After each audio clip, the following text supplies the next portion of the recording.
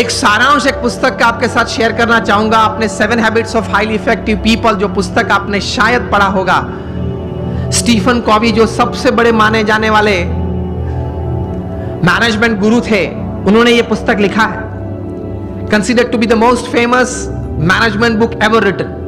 New York times के best seller में 60 हफ्ते तक ये टॉप पे थी और आज शायद 90% बी स्कूल्स में जहां MBA की डिग्रीज मिलती हैं यूरोप अमेरिका के साथ सब स्कूल्स में ये पुस्तक पढ़ाई जाती है। और फॉर्च्यून 500 कंपनीज के शायद ही कोई एग्जीक्यूटिव्स बचे होंगे जिन्होंने इस पुस्तक का कोई कोर्स ना किया हो, कोई क्रैश कोर्स, 1 हफ्ते का, 2 हफ्ते का, 5 हफ्ते का कोर्स से सुनना। उन्होंने अपने जीवन में ये पुस्तक लिखने से पहले 3000 सक्सेसफुल लोगों का संपर्क किया, जो सिर्फ धन कमाने में या व्यवसाय बढ़ाने में सफल नहीं, बड़े व्यवसाय के साथ जीवन के सभी रोल में सफल थे। हस्बैंड या वाइफ, ब्रदर या सिस्टर, नेबर या रिलेटिव, फ्रेंड, डॉटर या सन, सभी जो रोल हमें जीवन में सभी को करना है, वो सभी रोल में ये लोग सफलता उन्होंने पाई थी। ऐसे 3000 से ज्यादा लोग को वे मिले और मिलने के बाद शांति से 3 साल तक सोच मतलब विचार किए और फिर ये पुस्तक लिखिए, the 7 habits of highly effective people. मतलब अति असरकारक व्यक्तित्व धराने वाले व्यक्तियों के जीवन में ये 7 आदतें मैंने कॉमन देखी। मैं सभी का वर्णन नहीं करना चाहूंगा, लेकिन सिर्फ आपको नाम देता हूं। प्रथम आदत थी प्रोएक्टिव, जो सफलता के लिए बहुत जरूरी है। हम लोग एक्टिव तो हैं, प्रोएक्टिविटी मतलब प्रतिकूल परिस्थिति में सानुकूल प्रतिभाव। प्रतिकूल परिस्थिति में सानुकूल प्रतिभाव। आपके घर में आपके मन के मुताबिक बात नहीं बनी, फिर भी आप सबको साथ देना चाहते हो। आप जो ट्रस्ट में हो, जो संस्था में हो, जिसमें आपका प्रोजेक्ट, आपका विचार अच्छे थे, लेकिन सर्वानुमत से वो स्वीकार नहीं किया गया और किसी और का विचार स्वीकार किया गया, फिर भी आप इतने उत्साह से उस प्रोजेक्ट में अपने आप को वो सेवा में जोड़ सकते हो। ये बोलते हैं प्रतिकूल परिस्थिति में सानुकूल प्रतिभाव। आपका किसी ने अपमान किया, फिर उस वक्त आप स्थिर रह सकते हो। ये सफलता के लिए बहुत जरूरी है। कोई बड़ी आपत्ति आपके जीवन में आ गई, a setback, a failure is part of life, लेकिन उस वक्त आप स्थिर रहे। आपने जो विचार या उस वक्त जो एक्शंस बताए वो नीति नियम के अनुसार थे या गैर रीति में आप चले गए। प्रतिकूल परिस्थिति में to keep yourself stable is the first important aspect. प्रतिकूल परिस्थिति में सानुकूल प्रतिभाव। दूसरी बात लिखते हैं, begin with the end in mind. जो भी आप करना चाहते हैं तो उसका अंतिम परिणाम आप क्या चाहते हैं वो आप अभी से सोच लें, और अंतिम नतीजा शायद क्या भी आ सकता है वो भी आप तैयार कर लें। तीसरी बात लिखिए, putting first things first, priority. चौथी बात लिखिए, थिंक विन विन। आप भी जीते, मैं भी जीतूं। आप भी पैसा कमाए, मैं भी कमाऊं। आप भी सुखी हो, मैं भी सुखी हूं। क्योंकि ये नेट का जमाना है, एज ऑफ इंफॉर्मेशन है, क्वालिटी कंट्रोल का जमाना है। आप किसी व्यक्ति या किसी कलीग के साथ 1 बार 2 बार चीटिंग कर पाओगे, तीसरी और चौथी बार नहीं।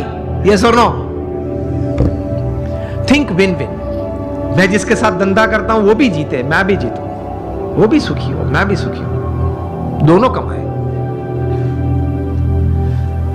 5वीं बात लिखी थी, seek first to understand and then to be understood. ये मिलियनर यूथ समृद्ध जीवन के लिए ये आदत बहुत जरूरी है। Seek first to understand and then to be understood. आप पहले वो व्यक्ति को समझने का प्रयत्न करें, फिर वो व्यक्ति मुझे समझे ऐसी अपेक्षा रखे। हमारी बात ये होती है कि देख तू मेरा सुन, पहले तू मेरी बात सुन। ये स्टीफन कॉवी लिखते हैं, ये 3000 सक्सेसफुल पीपल के जीवन में ये आदत थी। पहले वे सामने वाले व्यक्ति को शांति से सुनते थे। कभी हम सुनते हैं तो उसके पीछे हमारा विचार ये रहता है कि इसको उत्तर क्या दूं। उत्तर देने के लिए मत सुनना। स्टीफन कॉवी लिखते हैं एम्फैटिक लिसनिंग, समझने के लिए सुनना।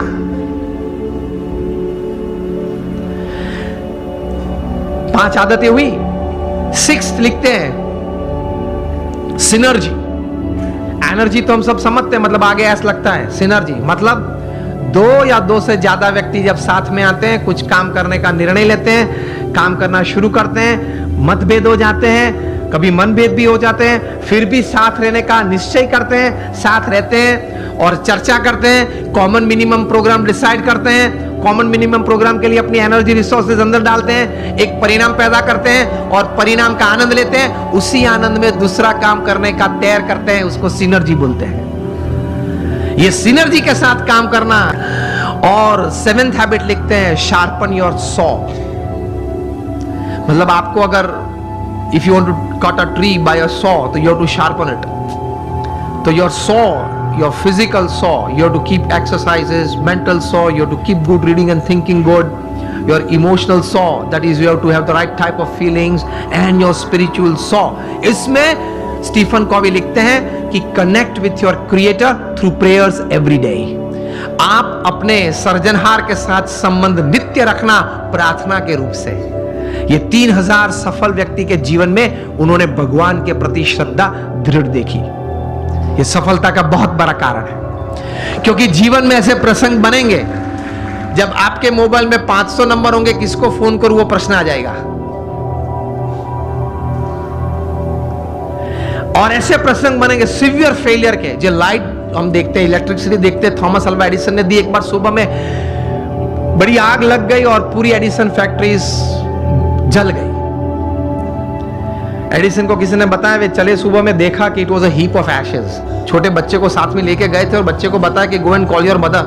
क्यों? She might not have seen such a big heap of ash in her life. कितने स्थिर थे।